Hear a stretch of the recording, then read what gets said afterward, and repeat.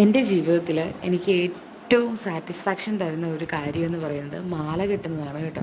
ഭഗവാൻ ഇങ്ങനെ മാല കെട്ടുമ്പോൾ എനിക്ക് ഭയങ്കര സന്തോഷമാണ്. മനസ്സിൽ എത്ര വിഷമം ഉണ്ടെങ്കിലും മാല കെട്ടാനിരിക്കുമ്പോൾ അതൊക്കെ മറന്നു പോകും. ഭയങ്കര സന്തോഷത്തിൽ എത്ര നേരം വേണമെങ്കിലും എത്ര മാല വേണമെങ്കിലും കെട്ടാൻ എനിക്ക് ഭയങ്കര ഇഷ്ടമാണ്. അപ്പോൾ അങ്ങനെ കഴിഞ്ഞ ദിവസം ഞാൻ വീട്ടിൽ ചെന്നപ്പോൾ ഞാൻ അമ്മയോട് അങ്ങോട്ട് പറഞ്ഞു, ഞാൻ മാല കെട്ടിക്കോളാം, അമ്മ കെട്ടണ്ടെന്ന് പറഞ്ഞു. ഇല്ലെങ്കിൽ അമ്മ പിള്ളേരെയും കൂട്ടി വിടും.